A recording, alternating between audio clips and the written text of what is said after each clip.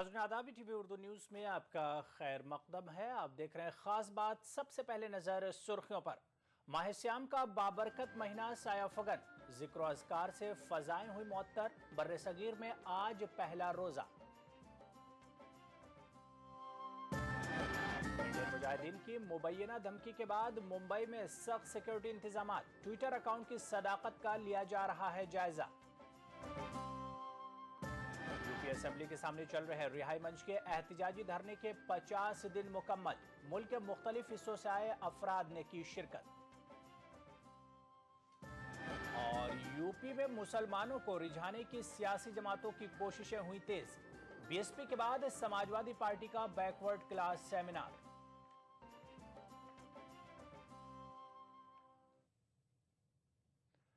खास बात में सबसे पहले बात करेंगे रमजानुल मुबारक की। रमजानुल मुबारक का बाबरकत महीना हम पर सायाफगन है। यह महीना मुसलमानों को राजी बरजा रहने और सब्र और शुक्र की तलकीन करता है। पूरे महीने की इबादत और रियाजत का इत्माम ईद पर होता है।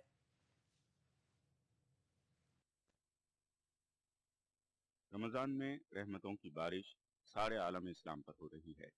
इबादतें, जिक्र अस्कार, तस्बीह और तहलील और तिलावत कुरान की सदाओं से फिजा मुअत्तर है। हर तरफ रहमत का नुज़ूल हो रहा है। यूं तो मुसलमानों पर पंजगाना नमाज फर्ज है। नमाज की पाबंदी मुसलमानों को हर गुनाह से बाज रखती है। तो माह सियाम सब्र का महीना है और सब्र का बदला जन्नत है। अल्लाह ताला रोजे के जरिए बंदों में इज्जो इंकिसारी, हमदर्दी, गमख्वारी, सिला रहमी, सब्र और शुक्र के औसाफ पैदा करता है। जाहिर बात है कि ये महीना अल्लाह ने बहुत ही पाक रखा है, पवित्र है। इसके अंदर कुरान पाक नाजिल हुआ है, इसलिए इसकी अहमियत और ज़्यादा है। इसलिए इसमें रोज़े फ़र्ज़ हैं। सभी आकिल बालिग लोग रोज़े रखते हैं और बहुत ही ज़्यादा इबादत करते हैं। और अल्लाह ने यह मौका दिया है अपने बंदे के लिए कि वो ज़्यादा से ज़्यादा इबादत करके मुझे राज़ी कर ले, और ताकि उसकी दुनिया भी कामयाब हो जाए और आखिरत में कामयाब हो जाए। रमजानुल मुबारक का पहला अशरा रहमत, दूसरा मग़फ़िरत और तीसरा दोज़ख से नजात का है। बंदे के दिल में जब खशियत इलाही हो और वो खुशू खुजू से अपने परवरदिगार के अहकामात बजा लाता है तो उस पर अल्लाह ताला अपनी रहमतों की बेपनाह बारिश करता है। इस महीने में अल्लाह ताला हर नेकी का जो सवाब कई गुना बढ़ा देता है। मुसलमान अपने रब की खुशनुदी के लिए दिन में रोजा रखते हैं और तिलावत कुरान का पाबंदी से एहतमाम करते हैं। खुसूसन इबादत का और तरावी पढ़ने का हम लोगों को ज़्यादा से ज़्यादा ध्यान देना है और पूरे महीने में इबादत करना है, इमदाद करना है, ज़कात देना है, फितरा देना है और लोगों की मदद करना है, गरीबों की भी मदद करना है और खुसूसन इबादत ही इबादत करना है। रमज़ान में पुरअमन रहते हुए एकजुटती से, भाईचारगी से और कोई ऐसा काम ना करें जिससे किसी को तकलीफ पहुंचे। रोज़े में जो है रोज़ेदार किसी को गलत नहीं बोलते, झूठ नहीं बोलते, किसी को गाली नहीं देते, किसी को गलत बात नहीं करते। सबसे मिलजुल कर रहते हैं, चाहे वो हिंदू हो या मुसलमान हो, क्रिश्चियन हो, सबसे मेल मिलाप से, मोहब्बत से, प्यार से रहकर ये महीना पूरा अच्छा शांति से रहकर, बल्कि ये महीना ही नहीं हमेशा शांति से रहने का आयत करें। इस महीने में हम पूरे महीने हम जो रोज़े रखते हैं, फास्टिंग करते हैं। और फास्टिंग एक ऐसी चीज़ है जो हर अल्लाह के बंदे ने, हर पैगंबर, हर नबी ने रखे हैं, हर करी है। तो ये हमें एक तरह का डेडिकेशन है हमारा अल्लाह की तरफ। हमें फास्टिंग से सिर्फ ये नहीं कि हमें खाना नहीं खाना है, लेकिन हमें महसूस करना है कि गरीब आदमी जो है ज़िंदगी कैसे गुजारता है। गरीब से मुराद ये कि हमें फिर भी पता है कि हमें सुबह से 7 बजे खाना मिल जाएगा, शाम के 7 बजे सुबह, लेकिन उसको नहीं पता कि उसको 7 बजे खाना मिलेगा भी या नहीं मिलेगा। तो खाली उसकी ज़िंदगी महसूस करनी है हमें। तो मैं अल्लाह की तरफ से एक तरह का तकवा हमें प्रेजेंट करना है, लोग गिफ्ट देना है कि अल्लाह कि हम भी वैसी ज़िंदगी जी सकते हैं। रमजानुल मुबारक में सदक़ा फित्र अदा करना भी लाजमी है। इसकी अदायगी में कोताही रोजे की कबूलियत की राह में माने होगी। गोया इबादतों का महीना रमजान बंदे को सिर्फ अल्लाह से करीब नहीं करता, बल्कि बंदे को बंदे से भी उखुवत व मोहब्बत की डोर में पिरोता है। इस्लाम सलामती है और ये पैगाम माह सियाम भी लाया है। Bureau report, ETV news.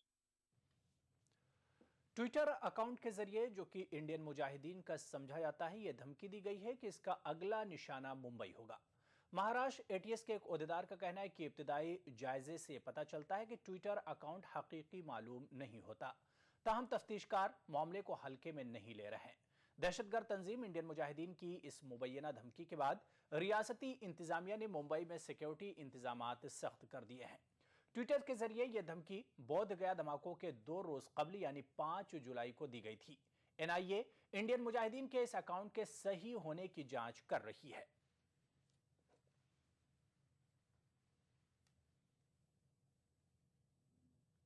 उधर महाबोधि मंदिर सिलसिलेवार बम धमाकों के 3 दिन बाद कल कांग्रेस सदर सोनिया गांधी और मरकजी वजीर दाखिला सुशील कुमार शिंदे ने मंदिर का दौरा किया और धमाकों से हुए नुकसान का जायजा लिया। वजीर दाखिला के मुताबिक महाबोधि मंदिर को सीआईएसएफ के निगरानी में देने के सिलसिले में गौर किया जाएगा। सिलसिलेवार धमाकों से मुतासरा महाबोधि मंदिर का जायजा लेने और आला सिक्योरिटी हुक्काम के साथ जायजा मीटिंग के बाद कांग्रेस सदर सोनिया गांधी की मौजूदगी में वजीर दाखिला सुशील कुमार शिंदे ने मीडिया से खिताब किया। शिंदे ने मामले की जांच एनआईए के सुपुर्द करने की बात कही और बैरूनी दरअंदाजी, नक्सली मसला और रोहिंग्या मुसलमानों के मामले को भी जांच का हिस्सा बताया। इसके अलावा सुशील कुमार शिंदे ने धमाकों की नौयत पर रोशनी डाली, ताहम यह भी वाजे कर दिया कि जल्दबाजी में बेकसूर अफराद को गिरफ्तार नहीं किया जाएगा। ये जो छोटे छोटे गैस के सिलेंडर्स है 2 केजी 3 केजी के, उसमें सब ये नेल्स भरे हुए थे, बेरिंग बॉल भरे हुए थे और उसको डिटेनर्स के कनेक्ट किया था और वॉश रखे थे और वो 5 और 6 के बीच में ही ये सब हो गए। इसका मतलब रात में कभी तो ये रखे हुए हैं। हम पूरी इन्वेस्टिगेशन इस पे कर रहे हैं। शायद इसमें 3-4 आदमी भी हो सकते हैं, कार हो सकती है। ये सब ये पूरी डिटेल में हम इसकी इन्वेस्टिगेशन कर रहे हैं। वजीर दाखिला ने बिहार हुकूमत की जानिब से तहरीर करदा खत का हवाला देते हुए कहा कि महाबोधि मंदिर को सीआईएसएफ सिक्योरिटी फराहम करने का मामला मरकज के ज़ेर गौर है। वो मुख्यमंत्री जी ने बोला है देश में अभी तक सीआईएफ की रिलीजियस प्लेसेस को हमने सिक्योरिटी नहीं दी है। जैसे आज यहाँ मांग रहे हैं वैसे साईं बाबा के वहाँ भी शिरडी में मांगी थी, जुम्मा मस्जिद के वहाँ भी मांगी थी। इस पर हम सोच विचार करके देखेंगे। महाबोधि मंदिर दौरे के बाद दिल्ली पहुंचे वजीर दाखिला ने मीडिया ब्रीफिंग में कहा कि मरकज की जानिब से अलर्ट जारी होने के बाद बिहार के डीजीपी ने वहां मुनासिब सिक्योरिटी तैनात की थी, ताहम अब ये एनआईए जांच का हिस्सा है। ट्विटर पर इंडियन मुजाहिदीन की जानिब से मुबैना तौर पर धमाकों की जिम्मेदारी कबूल करने के मामले पर वजीर दाखिला ने कुछ यूँ बयान दिया। अभी मुझे वो ट्विटर में किया है तो उसका जब तक हमारा इन्वेस्टिगेशन नहीं होता है तब तक हम इस पर नहीं कह सकते हैं, लेकिन इन्वेस्टिगेशन हमने नेशनल इन्वेस्टिगेशन एजेंसीज को दे दिया है, वो डिटेल में स्टडी करेंगे। उधर एनआईए ने धमाकों के बारे में सुराग देने वाले को 10 लाख रुपए इनाम देने का ऐलान किया है। जराये के मुताबिक जिंदा बरामद हुए बमों का डीएनए नमूना लिया जाएगा। इसी बीच धमाकों के सिलसिले में पटना से हिरासत में लिए गए 4 अफराद को छोड़ दिया गया है। Bureau report, ETV news.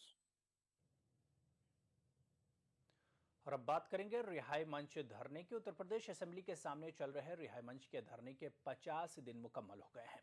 इस मौके पर मुल्क के मुख्तलिफ हिस्सों से आए समाजी कारकुनों और सहाफ़ियों ने धरने में शिरकत करके इंसानी हुकूक के तहफ़्फ़ुज़ की वकालत की। धरने में उलमाए कराम के अलावा खालिद और तारिक कासमी के चचा ने भी शिरकत की। बारिश के बावजूद मकामी अफराद बड़ी तादाद में धरने में शरीक होने पहुंचे। एहतजाजियों ने कहा कि रिहाई मंच की लड़ाई सिर्फ खालिद मुजाहिद या तारिक कासमी तक महदूद नहीं है, बल्कि अब यह मुहिम तमाम बेकसूर नौजवानों की रिहाई की मुहिम बन चुकी है। और हम उनके इस आंदोलन के समर्थन में इसलिए है कि ये तय होना है कि इस देश में जमहूरियत है कि नहीं है। अगर जमहूरियत है तो आपको ये तरीका बंद करना पड़ेगा कि बेगुनाह मुसलमानों को मार दिया कहीं आपने, कहीं डाल दिया जेल में आपने। इस तरह से जमहूरियत नहीं बनती है और इस तरह से जमहूरियत नहीं चलती है। हम सवाल तो यहाँ जो है जो खुद को सेकुलर कहते हैं, कांग्रेस है, भारतीय समाजवादी पार्टी है और बहुजन समाज पार्टी है, हम इन दलों से ये सवाल करना चाहते हैं कि आखिर आपकी सरकारों में बेगुनाह मुसलमानों को कैसे फर्जी फंसाया जाता रहा, आतंकवाद के नाम पर गिरफ्तारियाँ की जाती रहीं और उनको मारा जाता रहा। अगर आप वास्तव में सेकुलर हैं तो आपको आगे बढ़ करके इन चीज़ों का पर्दाफाश करना चाहिए। रिहाई मंच की ये जो मुहिम है जो उन्होंने 2007 से एक सवाल को लेकर उठाया है कि निर्दोष मुसलमानों की रिहाई होनी चाहिए। हम लोग 2002 से बार बार ये कहते आ रहे हैं कि मुसलमानों को बेगुनाह फंसाया जा रहा है। हम रिहाई मंच के ज़रिए से आवाम को भी और सरकार को भी मुतनब्बे करना चाहते हैं कि मज़लूमों का जब खून होता रहता है तो उनका खून रंग लाता है, और जो सरकार जुल्म पर आमादा होती है बहुत जल्द उसका ख़ात्मा हो जाता है। हमारी आवाज़ 50 दिन हो रहे हैं, अब तक हुकूमत होश के नाखून नहीं ले रही है, मगर उसकी सज़ा बहुत जल्द 2014 में मिलने वाली है। खास बात में फिलहाल लेंगे छोटा सा ब्रेक, जल्द हाजिर होंगे। क्या खास है आज इफ्तार में? Brown and Polson custard powder इफ्तार खास बनाए। अरे भगवान, अब तो अपना भी पक्का मकान होगा। सच में क्या? लेकिन कैसे होगा? अरे हमारी राज्य सरकार हम कच्ची बस्ती वालों को पक्के मकान दिलाने के लिए बहुत काम कर रही है। हाँ, किरण की मम्मी भी बता रही थी। राज्य सरकार के प्रयास से केंद्र सरकार ने राजीव आवास योजना के तहत हमारी बस्ती कीरों की ढाणी को देश का पहला पायलट प्रोजेक्ट स्वीकृत किया है। हमारी बस्ती वालों के लिए यहाँ 1104 मकान बन रहे हैं। लेकिन इसके लिए इतने पैसे आएंगे कहाँ से? अरे हमें तो मकान की लागत का केवल 10 से 12% ही देना है, बाकी सारा पैसा तो केंद्र, राज्य सरकार और जेडीए वहन करेगा। अरे वाह, तब तो हम भी अपने पक्के मकान में रह सकेंगे। राजीव आवास योजना किरो की ढाणी में रह रहे लोगों को केंद्रीय, राज्य और जेडीए के सहयोग से पक्की छत मुहैया कराने का एक अभिनव प्रयास, जहां बनेंगे कुल 1104 आवास। जयपुर विकास प्राधिकरण द्वारा जनहित में प्रसारित।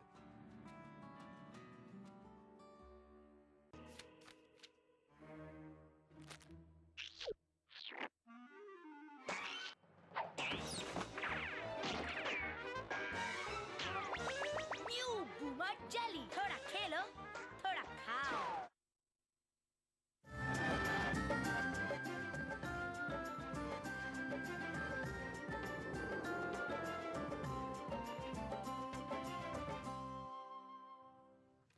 खालिद मुजाहिद की मौत को लगातार शक की निगाह से देखा जा रहा है। मशहूर सहाफ़ी आशीष खैतान ने खालिद मुजाहिद और दीगर के मामलों में हक़ाइक़ पर मबनी एक रिपोर्ट जारी की।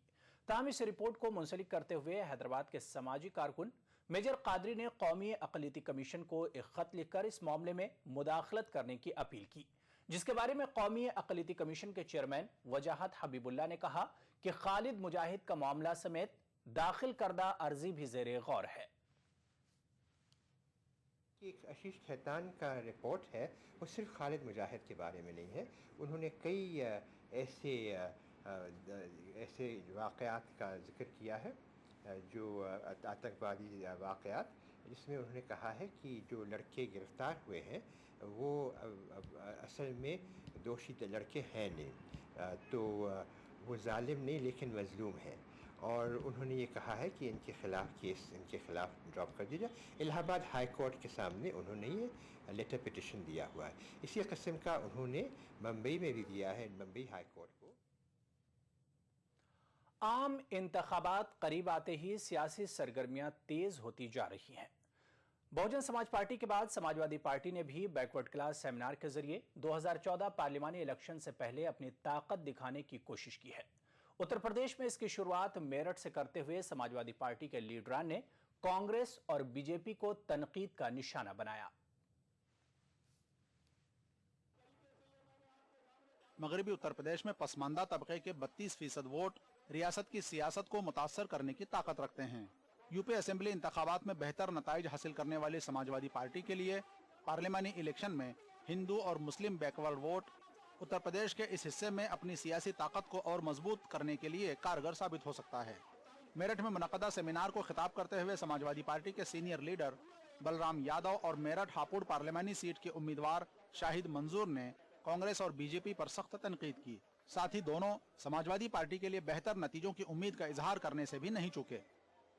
अब हम मांगेंगे नहीं, और 2014 में संगठित होकर पिछड़ा नौजवान, किसान, मुसलमान इकट्ठा होकर के हम अपनी ताकत के बल पर दिल्ली में अपनी पूरे देश के पिछड़े वर्गों के समर्थन में दिल्ली में मुलायम सिंह को प्रधानमंत्री बनाएंगे और निश्चित तरीके से हम अब मांगने वाले नहीं बनेंगे, अपनी संख्या के बल पर दिल्ली में बैठकर बांटने वाले बनेंगे। जहाँ तक मेरी राजनीति का सवाल है, मैं तो इसी वर्ग के बलबूते पर राजनीति करता हूँ, यकीनी तौर पर फायदा होगा। उत्तर प्रदेश में हाल ही में बहन मायावती ने बरहमन सेमिनार के जरिए जात पात की सियासत में बीएसपी को आगे ले जाने की कोशिश की थी। अब हुक्मरान समाजवादी पार्टी ने मेरठ में बैकवर्ड क्लास सेमिनार मुनक़द करके अवाम के एक दीगर तबके को रिझाने की कोशिश की है, लेकिन कस्मोपर्सी की जिंदगी जीने वाली अवाम के लिए हक और इंसाफ मुहैया कराने पर आखिर सियासतदान संजीदगी का मुजाहरा कब करेंगे? ETV news Meerut. Rajasthan Urdu academy ने हाल ही में मशहूर शायर, उर्दू और फारसी अदब की जानी मानी शख्सियत मरहूम मखमूर सईदी की याद में एक अवार्ड का आगाज किया है। इस बार ये अवार्ड टोंक के डॉक्टर अरशद अब्दुल हमीद को दिया गया। डॉक्टर अरशद का मानना है कि इस एजाज से टोंक जिले का सर भी ऊंचा हो गया है। राजस्थान के शहर टोंक के गवर्नमेंट पीजी कॉलेज में उर्दू के सदर शोबा डॉक्टर अरशद अब्दुल हमीद इन दिनों खुद तो बेहद खुश हैं ही, साथ ही उन्हें चारों जानिब से मिल रही मुबारकबादियों का सिलसिला भी थमता नजर नहीं आ रहा है। डॉक्टर अरशद मरहूम मखमूर सईदी की तरह ही उर्दू में नज्म नस्र के अलावा दीगर सिन्फों में भी महारत रखते हैं। डॉक्टर अरशद बताते हैं कि उन्हें मखमूर सईदी से जो कुछ सीखने को मिला, उसी का ये नतीजा है कि उर्दू अकादमी के जरिए एजाज से नवाजा गया है। असल में जब आप कोई काम करते हैं और अगर उसका एतराफ़ किया जाए तो हौसला अफजाई होती है। इनामात जो हैं आपके काम करने के जोश को बढ़ाते हैं और आपको ये एहसास कराते हैं कि आप जो काम कर रहे हैं वो सराहा जा रहा है। डॉक्टर अब्दुल हमीद को राजस्थान उर्दू अकादमी के मिले इस एजाज के बाद एक नई पहचान मिल गई है और ये जिम्मेदारी भी बढ़ गई है कि वो इस तरह के अदब की तख्लीक करें जिससे कि टोंक और खुद मरहूम मखमूर सईदी का नाम ऊंचा रहे। तो मखमूर साहब का नाम मैं रोशन करूं, टोंक का नाम मैं रोशन करूं, उर्दू का नाम मैं रोशन करूं, ये जिम्मेदारी मुझे लगता है कि मेरे कांधों पर बढ़ गई है। मरहूम मखमूर सईदी के साथ कई मुशायरों और सेमिनारों में शिरकत कर चुके डॉक्टर अरशद को यूं तो उर्दू जबान विरासत में मिली है, लेकिन अब देखना यह है कि आने वाले सालों में उनके जरिए तख्लीक अदब के काम में कितना निखार आता है। ETV news Tonk. उधर राजस्थान उर्दू एकेडमी अपने साले रवा में उर्दू की उन बस्तियों में उर्दू के इदारे कायम करेगी जहां पर मुहिब्बान उर्दू तो मौजूद हैं, लेकिन वहां दर्स व तदरीस का इंतजाम नहीं है। अपने एक रोजा सफर पर अजमेर आए राजस्थान उर्दू एकेडमी के चेयरमैन हबीबुर रहमान खान न्याजी ने ईटीवी को बताया कि एकेडमी का हमेशा मकसद उर्दू का फरोग रहा है। हमारा अगले साल का ये रहेगा टारगेट कि हम उर्दू सेंटर्स नहीं खोल पाए अब तक, हम उर्दू सेंटर्स खोलें और उनमें ज़्यादातर ऐसी जगह पे हम खोलना चाहते हैं जहां उर्दू नोइंग लोग नहीं हो। अब किसी मदरसे में या कहीं सेंटर देते हैं तो वहाँ ऑलरेडी उर्दू के लोग पढ़ रहे हैं। मैं ये चाहता हूँ कि कहीं ऐसी जगह पे दें, नई जगह पे, जैसे कि डिस्ट्रिक्ट लेवल है वहाँ कलेक्ट्रेट के करीब हो या ऐसी जगहों पे जहाँ मुस्लिम आबादी ज़्यादा ना हो, तो जो गैर मुस्लिम हजरात हैं वो भी उर्दू पढ़ सकें। तो इन टीचर्स में मेरा, टीचिंग सेंटर्स में मेरा मेन फोकस रहेगा। यहाँ पर लेंगे एक और छोटा सा ब्रेक, जल्द हाजिर होंगे। आने में कोई दिक्कत तो नहीं हुई? अरे नहीं भाई साहब, परेशानी किस बात की, उल्टे घाट की गुणी सुरंग से गुजरते हुए मन उत्साह और रोमांच से भर गया। पहाड़ों को काटकर जेडीए ने कितना सुंदर रास्ता बनाया। पहले तो घाट की गुणी के सकड़े रास्ते से रेंगते हुए आना पड़ता था और भारी ट्रैफिक के कारण डर भी लगता था। इतना ही नहीं, सुरंग परियोजना की विश्व स्तरीय गुणवत्ता को देखते हुए इसे इस बार विश्वकर्मा अवार्ड 2013 भी मिला है। अच्छा, तब तो इसे राज्य सरकार का ऐतिहासिक फैसला ही कहा जाएगा। इस फैसले से और भी फायदे होंगे। सुरंग बन जाने से गुणी के सकड़े रास्ते से यातायात को राहत तो मिली ही है, वहीं गुणी की पुरा संपदा को पर्यटन की दृष्टि से विकसित भी किया जा रहा है। और हाँ, इसके बन जाने से उत्तर पूर्व का जयपुर का रुका हुआ विकास फिर से गति पकड़ने लगा है। भाई वाह, मान गए। अब तो जयपुर को विश्व स्तरीय शहर बनने से कोई नहीं रोक सकता। तुम्हारी शादी कब हो रही है? क्या? मेरा एक दोस्त है, उसके पास 10 मुर्गियां हैं, 4 बैल हैं और घोड़ी भी है। तुम्हारी जोड़ी मस्त बैठेगी। बिजली, टाइम क्या है? मेरे पास घड़ी नहीं है। तुम्हारे पास दिमाग भी नहीं है। वो तो मुझे मालूम है।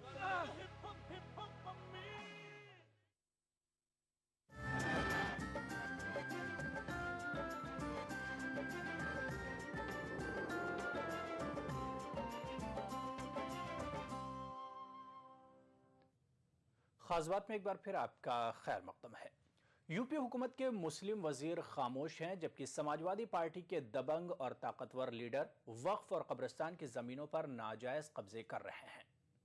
दिबियापुर जिला औरैया से ताल्लुक रखने वाले हाजी अब्दुल मुशैद गुज़िश्ता 20 रोज से लखनऊ असेंबली के सामने धरने पर बैठे हुए हैं, लेकिन उनकी बात सुनने वाला कोई नहीं। अब्दुल मुशैद के मुताबिक दिबियापुर वाक़े वक्फ नंबर 190 पर समाजवादी पार्टी के एक एमएलए ने नाजायज कब्जा कर लिया है। इस ज़िम्न में काबीनी वजीर आजम खान ने कार्रवाई करने का वादा तो किया था, लेकिन अमली तौर पर कुछ नहीं किया गया। उन्होंने आश्वासन भी दिया था कि ठीक मैं जो है इसके बारे में कार्रवाई करूंगा, लेकिन आज मुझे 20वां दिन हो गया है यहाँ पर बैठे बैठे। आजम खान ने आज तक उस पर कोई कार्रवाई नहीं की है और मुसलमानों को गुमराह किए हुए हैं। सोशलिस्ट फ्रंट ने यहाँ हमको समर्थन दिया है, उसके संबंध में उनका यहाँ लखनऊ में उनका जुलूस भी घुमाएंगे। बेसिक मुद्दा हमारा ये है कि कब्रिस्तानों पे वहाँ के वर्तमान विधायक प्रदीप यादव है, जो एक माफिया और एक गुंडा है समाजवादी पार्टी का। उत्तर प्रदेश के ज्यादातर शहरों में पावर कट शेड्यूल के तहत 8 से 10 घंटों की बिजली कटौती की जा रही है, लेकिन माह रमजान के मद्देनजर पावर कट शेड्यूल में तब्दीली की गई है। मगरबी उत्तर प्रदेश के मेरठ, मुजफ्फरनगर और सहारनपुर जैसे बड़े शहरों में माह रमजान के दौरान 17 घंटे की पावर सप्लाई की जाएगी। सहरी, इफ्तार और तरावी के औकात को मद्देनजर रखते हुए पावर कट शेड्यूल तय किया गया है। को लेके दिक्कत ये रही थी कि आप जानते हैं कि उत्तरांचल में पावर प्लांट जो हाइड्रो इलेक्ट्रिक पावर प्लांट हैं वो प्रभावित हो गए थे, बट इस समय काफ़ी प्रयासों की वजह से, पावर कॉरपोरेशन के प्रयासों की वजह से इस समय हालत काफ़ी हद तक सामान्य है। और बाकी जो इसको देखते हुए, रमज़ान को देखते हुए हम पूरा प्रयास कर रहे हैं कि जो सुबह का टाइम रहता है 3 से 5 का और शाम को 7 से 11 का था, उस समय कोई रेगुलर कटौती ना करनी पड़े। और इस समय हम अपने जो भी हमारे उपभोक्ता हैं उनको 3 से 5, 7 से 11 जो कि क्रिटिकल टाइम रहता है उसमें अबाधित बिजली आपूर्ति करा सकें।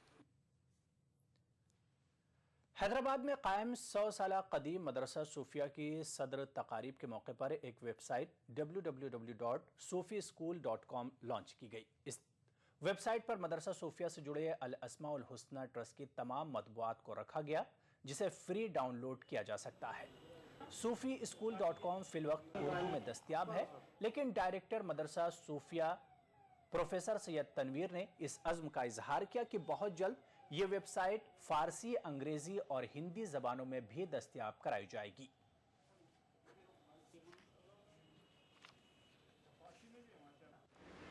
इसकी 100 साल तकारीब के ज़िमन में हमने SufiSchool.com www.sufischool.com के नाम से कल ही वेबसाइट लॉन्च की है। सबसे पहले चूँकि अल अस्माउल हुस्ना से इसका ताल्लुक़ है, अल्लाह ताला के 99 नामों से इसका ताल्लुक़ है, हमने सबसे पहली किताब ज़िक्र अस्माए हुस्ना, अल्लाह ताला के 99 नामों के ज़िक्र की एक किताब हमने कल इसको रिलीज़ किया है।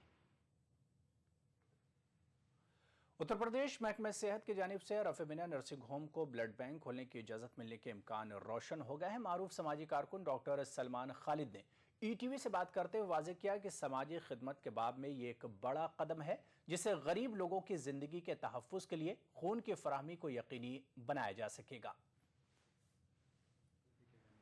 तो ब्लड बैंक एक बहुत इम्पॉर्टेंट शुबा है इलाज के लिहाज से, और उसमें ये बड़ी बात है कि हम लोगों को उसकी एक तरह से इजाज़त मिल गई है। कुछ इजाज़त मिलनी बाकी है जो गवर्नमेंट की तरफ से, जब मशीनें आ जाएंगी तब मिलेगी। और हमें लगता है कि ये हमारे लिए बहुत बड़ा अचीवमेंट है और इससे हमें कौम को और यहाँ के मरीज़ों को बहुत फ़ायदा होगा। कानून हक़ तालीम के तहत तमाम स्कूलों में बुनियादी सहूलतें फराहम की जानी चाहिए, लेकिन आंध्र प्रदेश के सरकारी स्कूलों में बुनियादी सहूलतें फराहम नहीं की जा रही हैं। आंध्र प्रदेश में उर्दू मीडियम स्कूल ज़बोहाली के शिकार हैं। वज़ीर अक़लियती बहबूद अहमदुल्ला के आबाई जिला कड़पा के उर्दू मीडियम स्कूलों की ज़बोहाली पर पेश है यह खास रिपोर्ट। ये कड़पा शहर के खलील नगर का उर्दू मीडियम स्कूल है। आप हैरत ज़दा ना हो, इस छोटे से मकान में ही उर्दू प्राइमरी स्कूल चलाया जा रहा है। जिला कड़पा के मोहल्ले खलील नगर में इस मकान को महकमे तालीम की जानिब से किराए पर लिया गया है। इस उर्दू मीडियम प्राइमरी स्कूल में 70 तलबा ज़ेर तालीम हैं। रवां साल तलबा की तादाद में इजाफे का इम्कान है।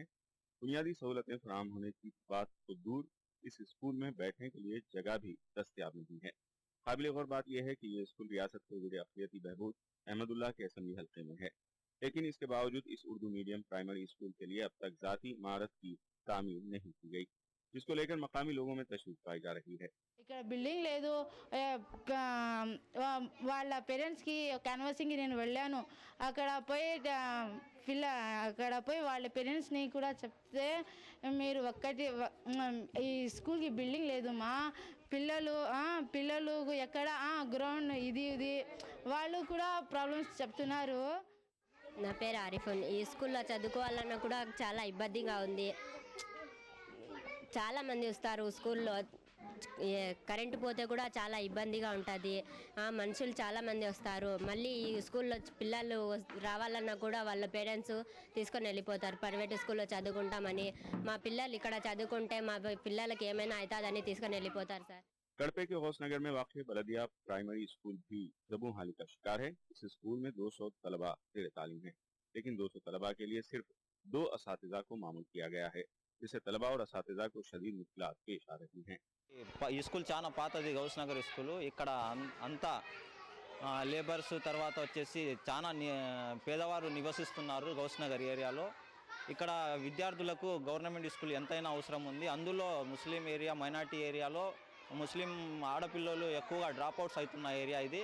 అక్కడ వాళ్ళు పేరెంట్స్ వాళ్ళ తల్లిదండ్రులు మా మీద కొన్ని సమస్యలు పెట్టారు. మీ స్కూల్లో రెగ్యులర్ టీచర్స్ ఉండరు, ఒకటి 2 టీచర్స్లు ఉంటారు, ఏ విధంగా మీరు 5 తరగతుల్ని తర్వాత 5 సబ్జెక్టుల్ని న్యాయం చేయగలరనేది పెట్టారు. దానికి మేము పూర్తిగా గవర్నమెంట్ టీచర్స్లు ఇస్తుంది, విద్యా వాలంటీర్ ఇస్తారు. మేము ప్రతి క్లాస్ వైజ్గా, సబ్జెక్ట్ వైజ్గా విద్యా వాలంటీర్లని పెట్టి బోధన చేస్తాము. తర్వాత పోస్టులు కూడా వస్తాయి ఇక్కడికి. తర్వాత బాగా చదువు చెప్తాము, యూనిఫామ్ ఇస్తామంది, తర్వాత మిడ్ డే మీల్స్ అరేంజ్ చేస్తాము, స్కాలర్షిప్ ఇస్తూ ఉండదు, ఫిల్టర్ మినరల్ వాటర్ ఉండదని ఈ విధంగా మనం వాళ్ళకి అందరికీ హామీలు ఇచ్చి పిల్లల్ని పిలుచుకొని రావడం జరిగింది. जिला कड़पा में जुमला 4635 सरकारी स्कूलों में 6 लाख तलबा ज़ेर तालीम हैं। इन स्कूलों को दरसी किताबें भी फराहम नहीं की गई हैं। 6 लाख तलबा को 18 लाख किताबें फराहम की जानी चाहिए। ताहम महकमे तालीम ने अब तक सिर्फ 10 लाख दरसी किताबें फराहम की हैं। तलबा तंजीमें महकमे तालीम की कारकर्दगी पर बरहमी का इजहार कर रहे हैं। तलबा और सरपरस्त सरकारी स्कूलों में बुनियादी सहूलतें फराहम करने का मुतालबा कर रहे हैं। ETV न्यूज़ कड़पा। इलाहाबाद में भारतगंज टाउन एरिया के चेयरमैन यास्मीन खान ने अपने मुखालिफिन पर कत्ल की साजिश का इल्ज़ाम आयद किया है। चेयरमैन के मुताबिक एक मुस्लिम लड़की के अगवा मामले में उनके मुखालिफिन उन्हें फंसाने की कोशिश कर रहे हैं। मीडिया से बातचीत के दौरान उन्होंने कहा कि ईमानदारी से काम करने की वजह से उन्हें निशाना बनाया जा रहा है। यास्मीन खान ने मुताल्लिका लड़की और उसके वालिद का नार्को टेस्ट कराने का भी मुतालबा किया है। वज़ीर के भारतगंज की चेयरमैन यास्मीन खान पर एक लड़की ने अगवा और इस्तेहसाल का इल्ज़ाम आयद किया है। इस मामले में पुलिस इंक्वायरी जारी है। उस लड़की को हमारी ऑपोजिशन ने मतलब पढ़ाया है, they have taught her the lesson. जो असलियत थी वो शुरू में थी भाई, जब FIR हुई शुरू में थी, FIR उसके बाप ने करवाई।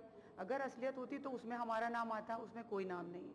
उसके बाद उसका पहला जो 161 का बयान हुआ उसमें भी मेरा कोई नाम नहीं है। और उसके बाद जो है बीच में गैप, एंड आफ्टर दैट 164 का जो कलमबंद बयान हुआ उसमें इस लड़की ने what ever she was taught, जो भी इसको पढ़ाया गया तो वही इसने कहा। खास बात में फिलहाल इतना ही। 10 बजे आपसे फिर मुलाकात होगी। आदाब।